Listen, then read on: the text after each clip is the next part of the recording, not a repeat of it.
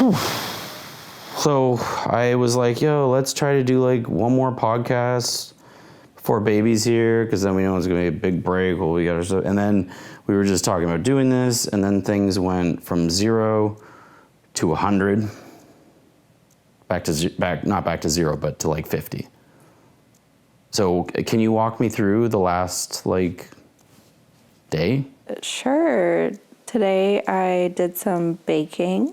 I made some egg muffins, which I've been meaning to make and has been on my list for 2 weeks now. Got those done. You came home and we had dinner. Oh, but right before that, when I was making you dinner, I had to go pee like I do a million times right now because I am 9 months plus pregnant.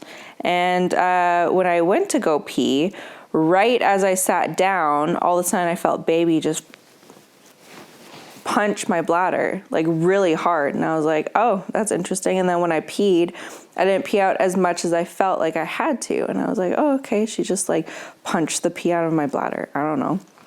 So then anyway, I finished making you food, and then I come and sit down on the couch, and then all of a sudden I feel a little bit of like pee or something come out. And I'm like, oh, that's like weird. But then I was like, I don't know, that doesn't seem super normal. Like, did I really just pee myself? Like, and then I'm thinking, I'm like, this is what most women think. They're like, did I really just pee myself when their water broke?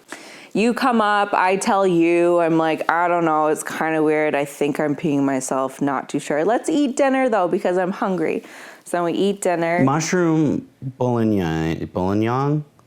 Bourguignon? This is important. This is an important part. Mushroom bourguignon. It was like gravy. Tastes like, I'm a vegetarian, have been for a long time. You know, mushroom gravies are one of the few excellent proxies out there. And baby, I gotta say, you knocked it out of the park. Thank you. That bourguignon was... It was really good. I'll even say so myself. It was very tasty. So we ate that. On mashed potatoes too.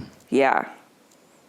With shallot. Haven't had mashed potatoes in a long time, so that was a treat. Mm-hmm. It was fancy. They were really good. Yeah, that was a fantastic meal. Really good one. You considered doing it on pasta, but I was like, let's do mashed potatoes. We really needed to get rid of those potatoes anyway. Oh, right. We were talking about something pretty important. Right? Yeah, and then a little bit later, all of a sudden I gotta go pee again because that's all I freaking do anymore. And more again, and I'm all like, I don't know, like I don't know what to think about this. And I was getting like kind of crampy, but nothing too crazy. And I'm like, well, we're going to do a podcast. This is getting kind of interesting. Maybe we should try to do one instead of, we said Friday. Let's do one maybe this evening. So then you start getting everything all set up. And then I say to you, I think we should go to the hospital at some point tonight. So then you're like, well, before we do the podcast, let's just get that over and done with, out of the way. So I call the hospital, tell them what's been going on. They say, put on a pad and then come on over and we'll do a test on the pad and see if it is just urine or if it's amniotic fluid. So we go there and we get up there and they do all the checks and on the pad, and they couldn't get enough to be able to check because you need a good amount of liquid or whatever. So then had to do some like squats. Oh, but then before all that, they put me on the monitors, and baby's doing great. Vitals are good. My blood pressure was good. It was a little high when I first got there, but that's pretty normal when you get to the hospital at first. But yeah, baby's looking real good. Then they tried to test my pad, couldn't get enough of a sample. So then they made me walk around, do some squats and stuff like that for a little bit on another pad. Tested that, couldn't get enough of a sample, so they had to get the old, what's it called? Speculum? Whatever. So much fun. get one of those things, do a little up in there. And then they went and tested that and came back that it was positive for amniotic fluid. So my waters have broken and we have been admitted officially. We got the little bracelet and everything. And then they took my blood, which that was always fun. Actually fun. I actually do enjoy getting my blood taken. Very pretty color. It's such a pretty color in my blood. And then now we're home because I'm not really having any kind of consistent or more than mild contractions. And then we have to call the unit at about 7:38 a.m. see what the on-call physician has to say at that point, if they want to induce me or just let labor happen naturally, which that is what we're hoping for. And yeah, go from there. But nothing's really changed much. I'm having a little bit of contractions here and there. I would say that they're a little painful, but I think on the scale of where they're going to get to, they are extremely mild at this point. So hopefully we can get some sleep, have a nice, easy day, and then hopefully tomorrow kickstart labor into gear and get this little nugget out of there. So this is the You're So Cool podcast. I'm Reggie Gray.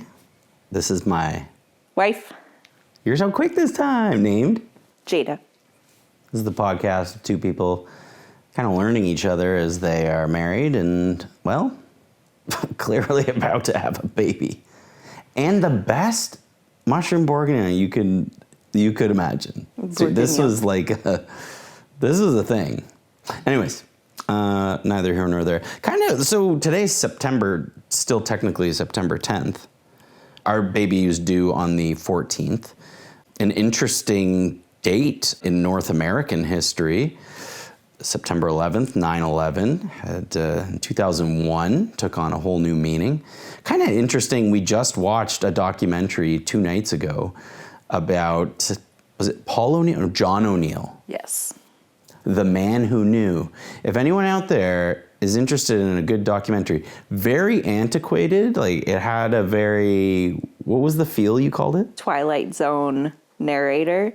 The narrator felt like the Twilight Zone, but the content was incredible. Like, I did not know this man's story. He knew the whole plot. He knew about Osama. He was a bit of a loose cannon, so they didn't really listen to him, but I think they said he was Irish and he got elbows. People didn't like that. He got elbows. But then the big twist, spoiler for a 25-year-old documentary, he got fired from the FBI. The job he took next, head of security at the World Trade Center, died 9/11. And I think he only worked there a couple months. Wild story. Yeah. Anyway, so this was only a couple days ago we watched this documentary about 9/11. Kind of an interesting date for a child to be born. Any thoughts about that?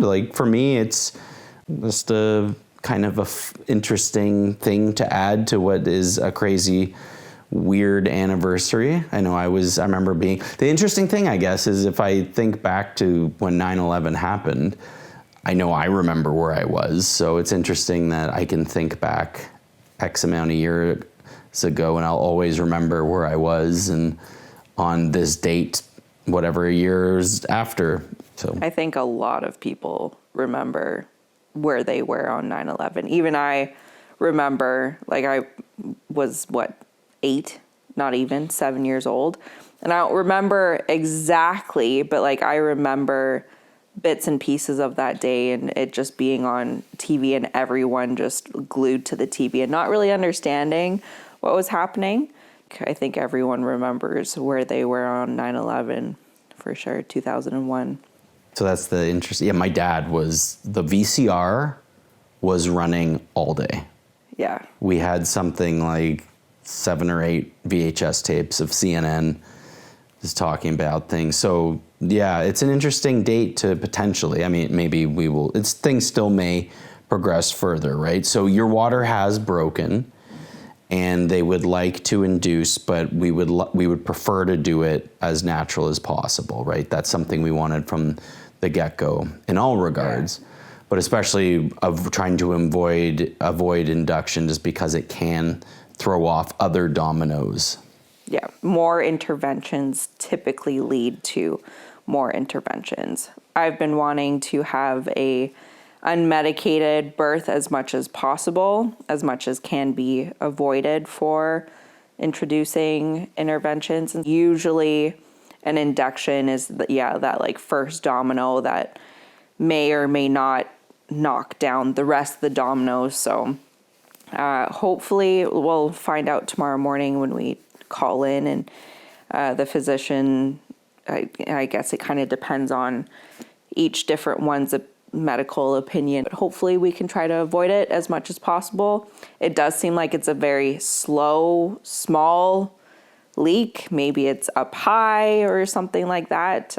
So maybe because of that, I can hold off for longer and just let it come naturally. But it would be best. I hope that we can avoid as many interventions as we possibly can and just do this the old-fashioned way. This is a pretty wild podcast. We have a water broken. We were not planning this, but we're going for it. However, let's backtrack a little bit, because what I really was looking forward to was doing a podcast just to talk about. It has been cute, funny, not actual haha funny, over the last 2 weeks or so of you being full on 9 months pregnant has been adorable, and you've been so grumpy and so uncomfortable. And I just wanted to give you a chance to kind of speak about that. What has it been like? Because also we can reel the tape back and show you during trimester 2 or 3 where you were saying, oh, I kind of like being pregnant and I miss my bump. Oh, when 9 months rolls around, it's like, get it out of here, but I'm right now. So how has the last month been for you? Have I really been that grumpy? Yes, you've been so grumpy. I thought I was doing pretty good. No, I mean, it's cute. It's funny. You're by no means is it like, it's just, I can tell that you're uncomfortable, and my God, you're a champ. But there are some things where I think, oh, she's uncomfortable. She's not. Yeah.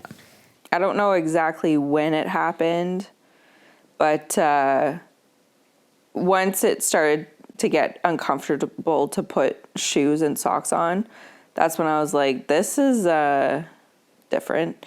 And like everything, getting out of bed or the couch, like this kind of stuff, I can't just get up. It's a whole roll around, gain some momentum and try to get up. And then every time you're up, go pee, like every single time.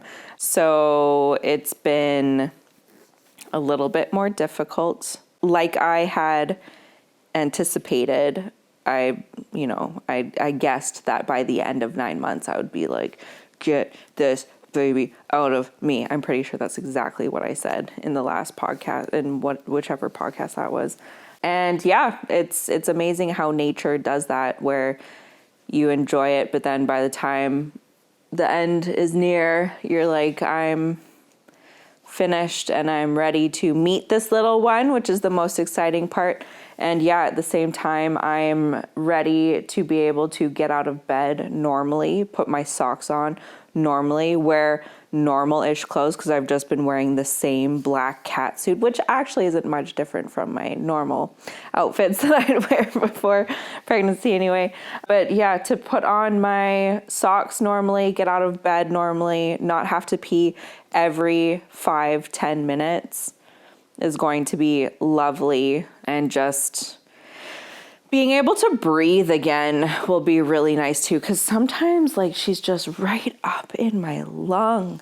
And it's hard to breathe. And I don't remember what it was like to have my body to myself. But at the same time, like I can feel her little foot right here, like it always is. and there will be parts that I'll miss. I've enjoyed being pregnant for the most part. It's a very interesting experience.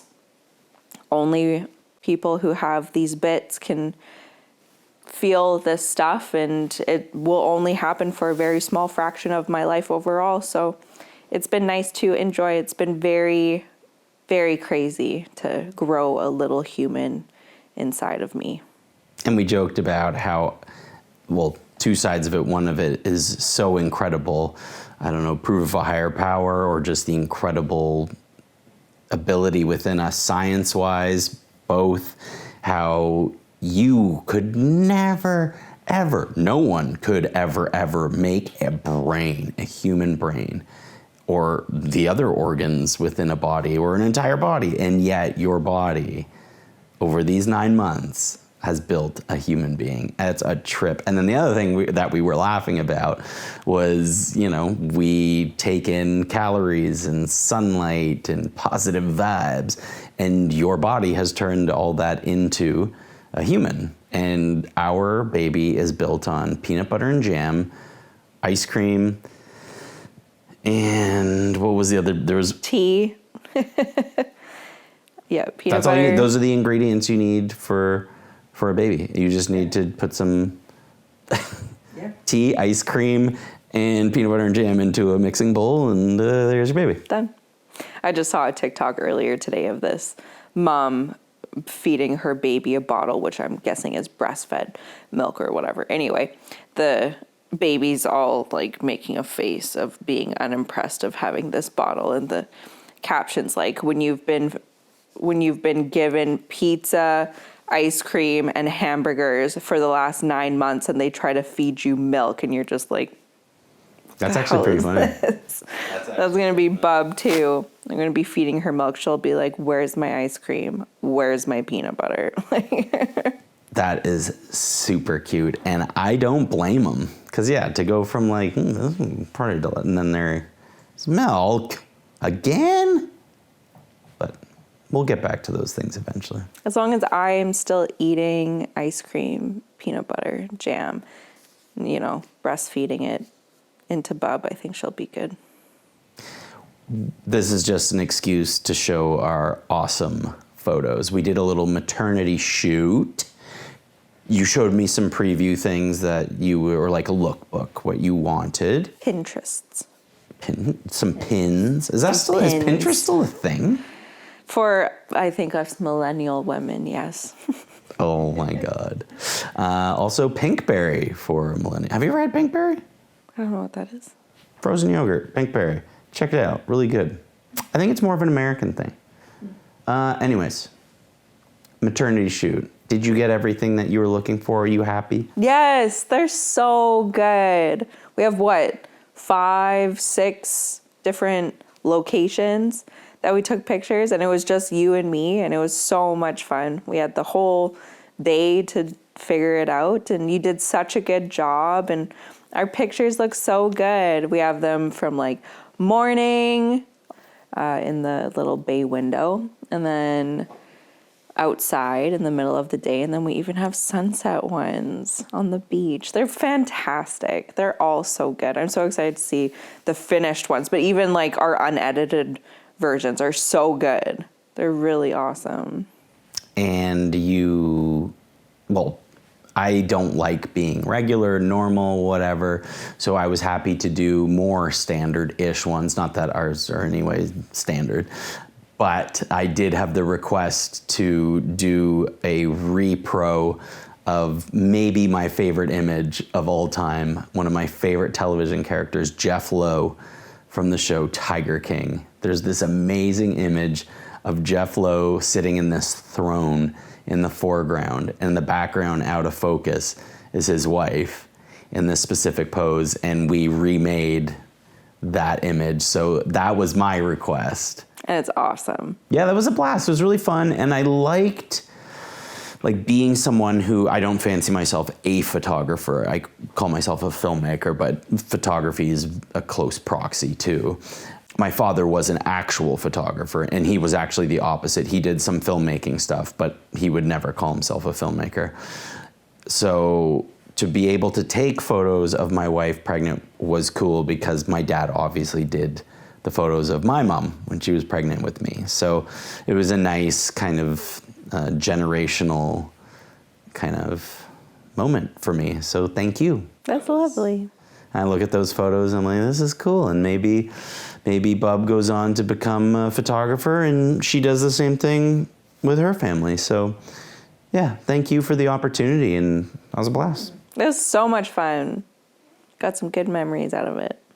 So, speaking of photos, we don't have to go deep on this because I will be addressing this very deeply in my upcoming podcast. Little selfless promotion here. Clearly, this tete-a-tete that my wife and I do is largely driven by me. She's so sweet that Jada was a very private person that I have drawn out a little bit. So thank you, my love. Of course. But I also realize that life is about to get so incredibly busy for you being a mom, and obviously busy for me as well. But in moments where I can we're gonna have less time to sit down and do things like this for a while. But there will be times where I can sneak away and go still do something that I'm very passionate about, which is, are you okay? You want a contraction? Yeah. Oh, my love, they're starting. Yeah. We might have birth right here on camera. I'm ready to catch her. Or Hendrix, who's laying on the couch next to. Oh, you can see his bum. Yeah, that's Henny right there. You can see his. Yeah, that cat bum. That's a little cat bum. Oh, sorry. Anyways, Sorry, starting. I cut you off. Oh, you should be sorry. Your contractions got in the way of me talking about me and my projects. This isn't all about you, Jada. Can you believe the nerve of this one? You did this to me.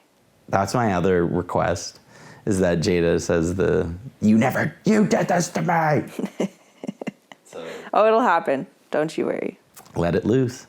So anyways, I'm doing a podcast that's kind of a mix of, 40 years of life, becoming a father, married to a wonderful woman, had a crazy iconoclastic life, now being in psychology, putting it all together. One of the topics will be the fact that we won't be posting photos of our child online. I'm going to go deep on it with scientific papers, things like that. We don't have to go deep here, but it's something that I'm pretty passionate about. And I just want to know from your perspective, because people are going to, the funny thing is I am a media, absolute media. So I'm assuming people who follow me and even know me are expecting me to plaster my child all over the internet. And I couldn't be more the opposite. The antithesis of. The short of it is that I feel that consent is kind of being lost within this world with social media and everybody having phones on themselves. And I feel like to me personally, I don't judge anyone who does. They're actually the majority. Therefore, I am the weird one. But to me, it's an absolute non-negotiable thing, and I'm glad that you're on board as well. So is this something that you were agreeable about? How did you feel about the whole thing? Thoughts? Mm-hmm. Well, I'm a quite private person on social media anyway. I think the last thing I posted was that photo shoot that me and Cody did in October of last year, and I have not posted anything since. Oh no, I did post about us. We're Facebook official. Yes, where we had a hard launch, as them kids call it. But before that, yeah, I hadn't posted, and then before that, I hadn't posted anything. I do not post. I think that was one of the first things we actually exchanged in our Hinge messages was we exchanged our Instagram accounts, and I was like, well, as long as you don't judge me for never posting anything on there. And it's the opposite. I find it incredibly attractive. Yeah, so I have said for a very long time that if people in my life wanted to know what was going on in my life, you'd talk to me and you'll find out. But no, you're not going to be able to find out what's going on in my life through social media. You can scour the internet and you will not know where I live, what I'm doing, what my job is. Like, even my LinkedIn, I think, is so outdated. So when it came to having pictures of our children online, I was like, that's not going to happen. I wasn't planning on doing it anyway, like maybe a photo here and there. But the more that I've seen with watching videos of parents talking about their kids in social media and being safe in social media and online, and just also seeing some stories about influencers who have their children on the internet, and that, you know, photos and videos get put onto bad areas of the internet, like the dark web, with people doing who the knows what with photos and videos. And I am so not okay with that, and that's so disturbing. So I am fine. I think it's much safer to not have photos and videos. I think there will be a little bit of like a, you know, it would be nice on my Facebook page to have a picture of you, me, and our family. But at the same time, what purpose does that serve? The people who will see those pictures, like my family and friends and all that stuff, they'll still see those pictures by sharing them on text messages. And I don't need to put it out to the world for other people who I don't know who to see. So yeah, I'm definitely okay with that.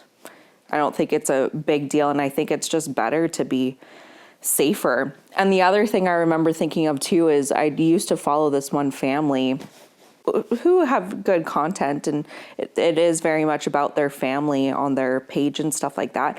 And now they're on kid number 3, and it's just interesting that those kids are going to grow up with so many photos and videos of them online, but also so many people seeing them, that there could be, by the time they're teenager, young teen, an adult into their older adult years, that there are random people out in the world that feel like they know this child or adult, whatever age it is, because they've watched videos and seen pictures of them for so many years, but that person doesn't actually know that other person. It seems like a very weird dynamic, and I don't think it's all that safe.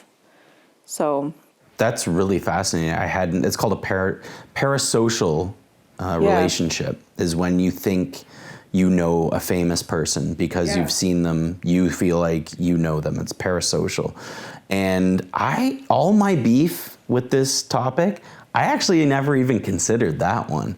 The idea of a child growing up online, somebody following them, and then confronting them in a grocery store. And yeah, that idea of them, the parasocial relationship, and thinking that they are friends with them. That's really fascinating. I didn't even think of that. Of all my beef with it, I didn't even think of that. So were you surprised, knowing that I'm a social media were you surprised that I was like, no kids shown online? Yeah, I'd say it was a little bit surprising, for sure.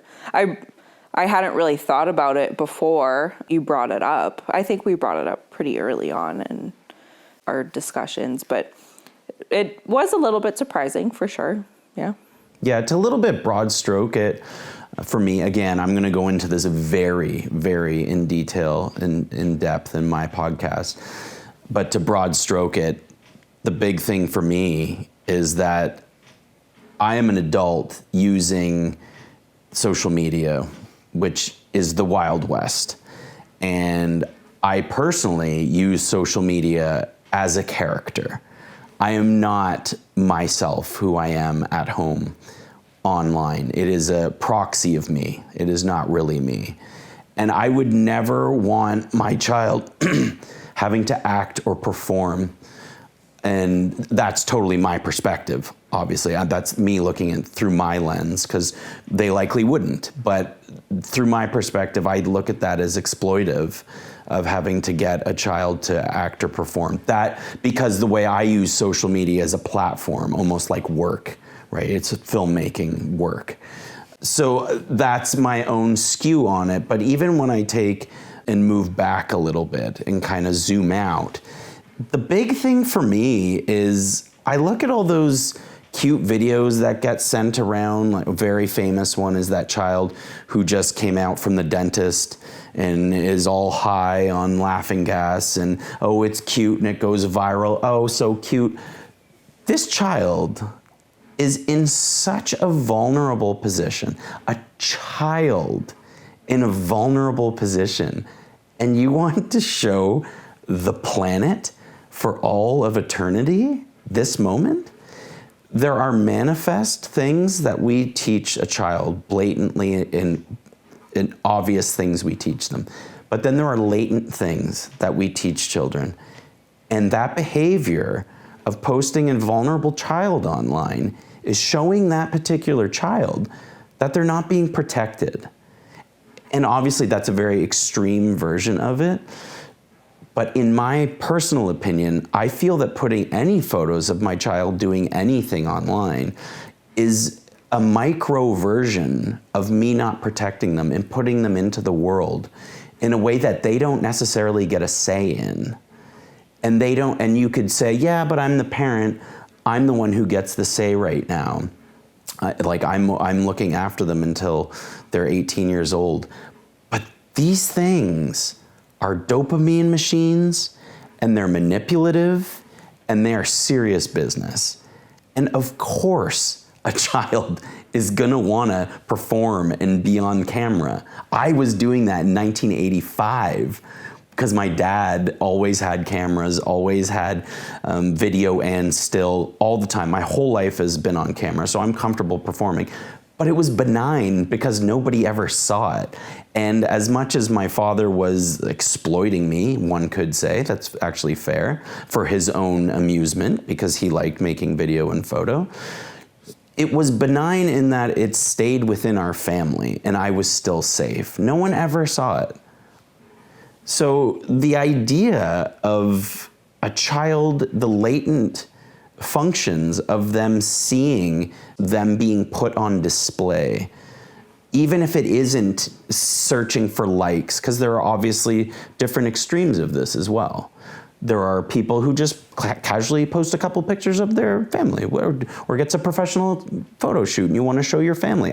I get that. And that is a lot more benign than some of these families is also a fact that they are flat out exploitive, using their children as a prop to get likes, setting up accounts for them when they're very young.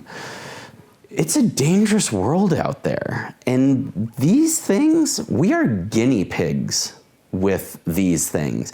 And you and I are lucky that we had a theory of mind. We were at least, you're a lot younger than me, but you were at least an adolescent and you had the ability to think abstractly when these came out, to think of ramifications, to think, because if I had this when I was your age, even when this came out, I would have been more of a disaster.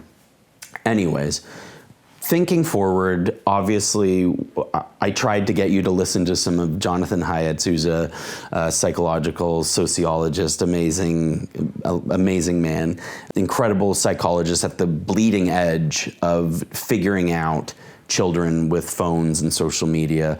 And you made a really good point. Our child isn't even born yet. Things are likely going to change a lot the way that technology grows exponentially. So we'll cross that bridge when it comes. Totally fair. How I look at it now is, can't restrict a child until they're 18. But to me, at least, I personally feel that children should not be on images, video, anything should be on the internet at all until they're at least in puberty. Because in puberty, we can think abstractly, so you can at least understand possible ramifications and think outside of yourself. But most importantly, at puberty, we're so self-conscious. Therefore, a child can make more of a calculated decision of showing their likeness. And I just, as I started this off, I feel like posting photos of children online is really eroding the concept of consent at a very young age. And we may look at that as a very, whatever, it's just putting a picture of my child. But they don't understand what they're signing off on. And that's something that could, on a micro level, could expand into something a lot bigger. And I personally don't see the plus side of it, like you just said. Would it be nice once in a while to put a picture of my family up? Sure, but for what? What am I getting out of that? Am I gonna take pictures of my daughter? Yes, of course. Am I gonna take videos? Constantly. Am I gonna send them to the people that I love? Yes, constantly, truly. But why does some random person in Scandinavia need to have access to my child? Or even somebody that you went to high school with that you haven't seen in 20 years. Like, it's the same thing where it's like, the people who are in my life still now will get all of that stuff. It's just the people, like, I don't need to share that stuff with people that are outside of that. That's just how I feel. I don't want to. I never really did. And yeah, it's like, why do they get the privilege of seeing my beautiful baby when they haven't seen me? Yeah. Yeah, it's a potentially touchy subject because you and I are the minority by, like, I would say we're in the 1 percentile, if not less. Like, some people will post pictures of their kids with, like, blurring on their face, or, like, I personally don't even think, for me, that's appropriate. Well, I think, like, I can understand, why people do that. The funny side of me says, like, is your kid, like, are you, like, a Jonas brother and you're trying to hide the identity of your kid by only posting pictures where they're looking this way, and so you don't actually see their face? Like, at that point, why are you even posting it except to be hoity-toity? That's just my silly kind of opinion of it. But absolutely, everybody has their ability to choose what they want to do for their family, and it's ultimately their choice. Like, if you want to post photos and blur out your baby's face, go for it. I just think it's kind of silly. Hoity-toity or silly, or even it could be a political statement of, I'm more virtuous because I'm protecting my child, which also, in fairness, because we always have to look at all sides, same with us. Maybe we sound like... Absolutely. Oh, yeah, for sure. And I'm sure a lot of people are like, you're being super weird about it, but that's just how I feel about it. Yeah. No, and I agree, too, that it is everyone's decision. I'm a socialist in the streets and a libertarian in the sheets. Everybody gets to make their own decision. I don't blame anyone for doing it because it's the norm. It's the norm. And it's anyways, I'll go deeper into that later, but it is the norm. I understand that people see it as normal, as safe, as fun because other people are doing it. I just think once we get deeper into having this kind of tech or the next level of tech, I do think that this will be weeded out. And one thing that I hope comes into existence is these phones all have AI, they all recognize us now. I hope what comes next is that we can opt out of other people seeing us. And I think that would be an awesome security measure. And I personally, if I was the head of the phone tech brigade, I would make it that anybody who's a minor is blurred out on your phone. So if you're in public taking a photo of a baseball game, you're in with 60,000 people. Okay, that might be a little too zoomed out. But if you're in a crowd of 10 people, and because all these phones can talk to each other, they all have facial recognition. So it should be able to pick out, oh, that's such and such, they're a minor, blur them out. That's such and such, they're of age. However, they didn't give consent to show their face to this random person taking a photo of them. They're blurred out. But this person, they gave consent, they signed off, their photo is being shown. That's where I hope things go. And we're not that far from that. I know Denmark just created a new law that you can copyright your image because they're trying to fight the idea of AI being able to make images that look like other living, existing people. So I hope that this gets instituted into these phones because we are in the Wild West and we are guinea pigs with these things. And I personally think kids need to be sheltered a lot more from the internet. And I think if we had known the way things are going, I think that would have been built in from the get-go. And yeah, it's extreme, but you're right. There are also pervs who are licking their chops that there are all these photos of kids on the internet. And that's so awful and extreme. And I'm sure it's 0.001, but it's also true. So anyways, I didn't mean to go so deep into that. So I preface being like, we could just tiptoe around this because I don't want to insult anyone. But I also did want to address it because I know so many people who follow me are gonna think, this is the longest pregnancy of all time. Where's the baby? And eventually I will also just address it on there, that there won't be any photos. However, if there are people that I know and you want to see our baby, I'm more than happy to text you photos of our baby. But to random people, sorry, you don't get access to something so precious, so intimate, so private. Even every photo I post of you, I ask your consent for every single one, do I not? Yes. Every podcast we do, I do not post a single second of it until you say. It's true. I went to film school where that was ingrained into us. We get consent. We get people to literally sign off. That is gone. And that is a scary thing. We're losing our likenesses. We're losing consent, and we're losing the right to our own faces. And we're teaching the next generation that because they don't know any better. And I personally think that that's very dangerous. Not because, oh, my face is gonna be on Facebook. It's the things that come and amp up from that. That's what we gotta be worried about. Well, you've seen that one episode of Black Mirror.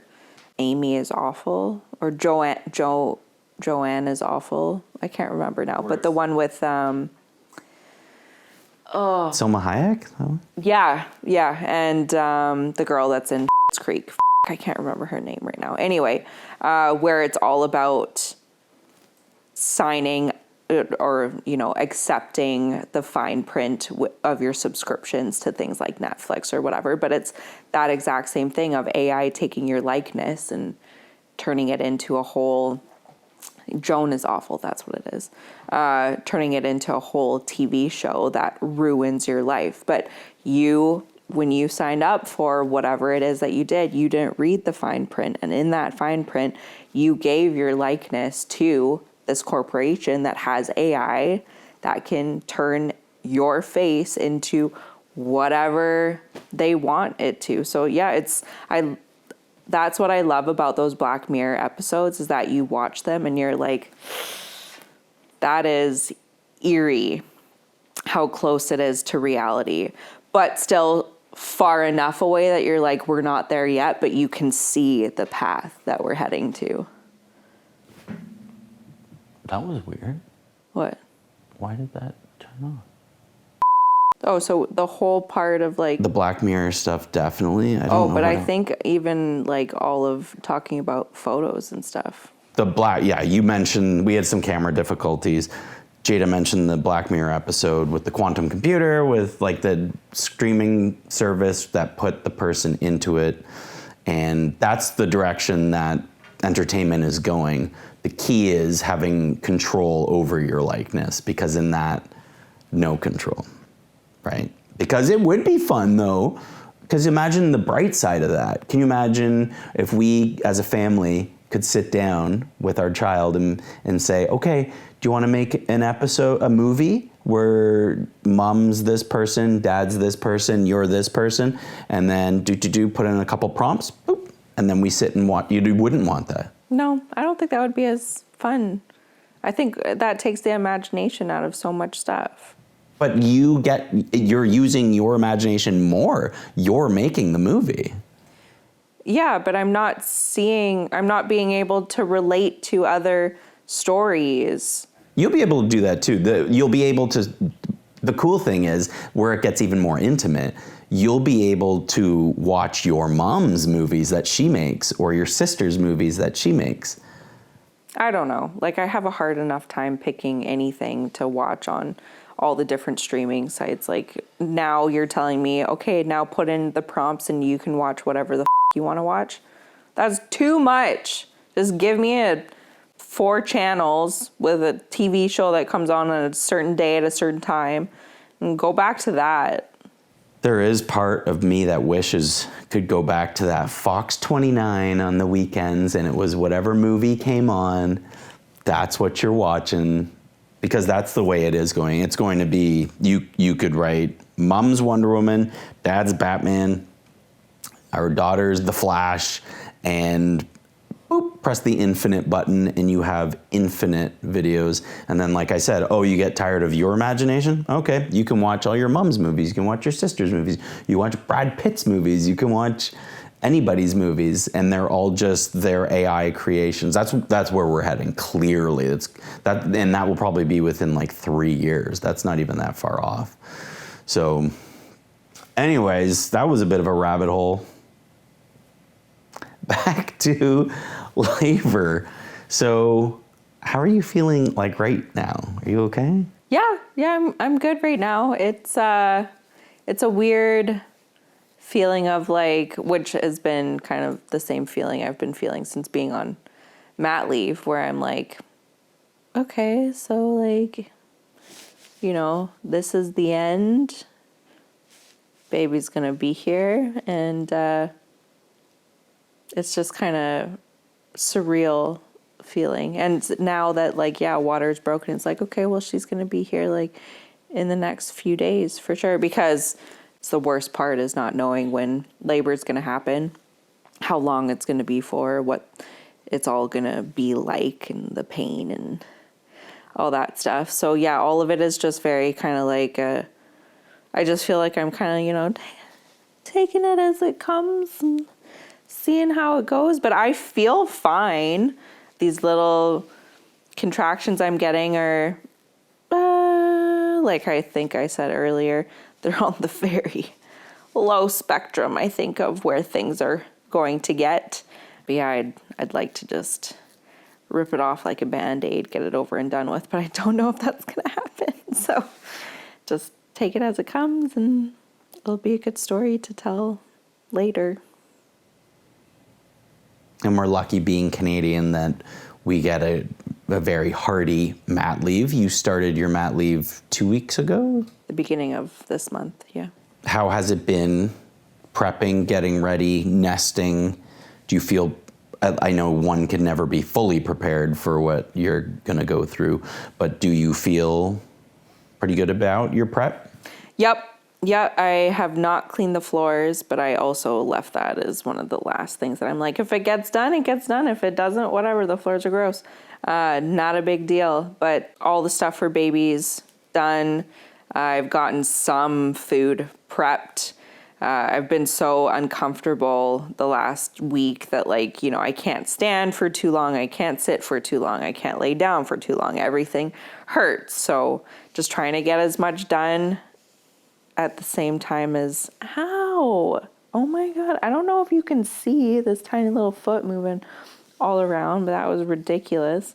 It's been good though to also relax and rest, because the next bit is going to not be so much like that. I think that there will be periods of rest. I really hope that there are anyway, but yeah, my body will be doing a lot of the work, and that's going to just make me tired, like making friggin' breast milk and feeding and being up every 3 hours and all that stuff will be a lot. But I'm happy that, oh, sorry. Mom's gonna be there. Maddie's gonna come visit. You're gonna be there the whole time. I know you've got lots going on too, so we will figure it out together, but it'll be good. And I am excited. I'm very excited to meet this little freaking nugget who is so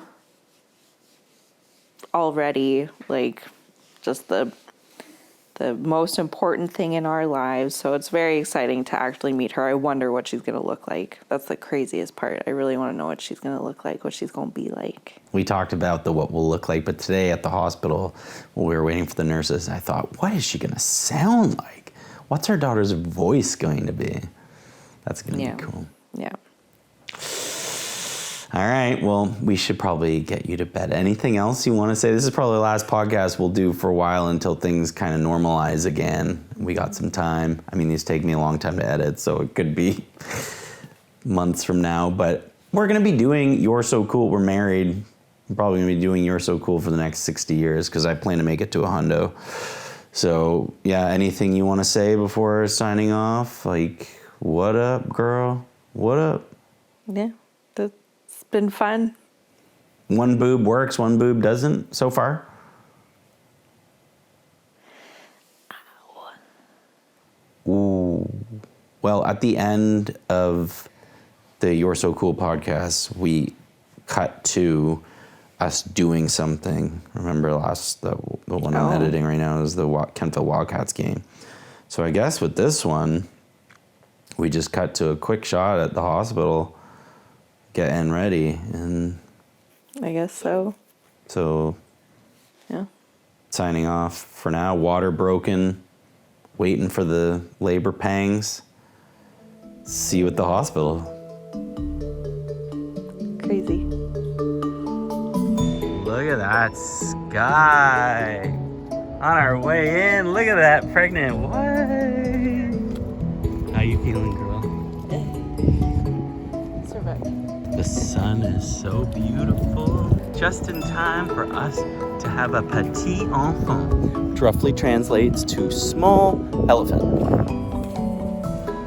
Oh, she's feeling it. Yeah. We're going in, coming out parents.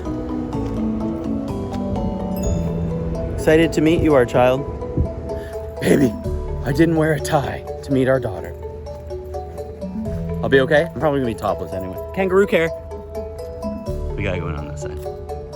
Anticlimactic. Let's practice a little bit. Pleasure to meet. Nice to meet you, or pleasure to meet you? Pleasure is all mine. So nice. Let's go down. Here we go, little one. We're leaving with your little toes in tow.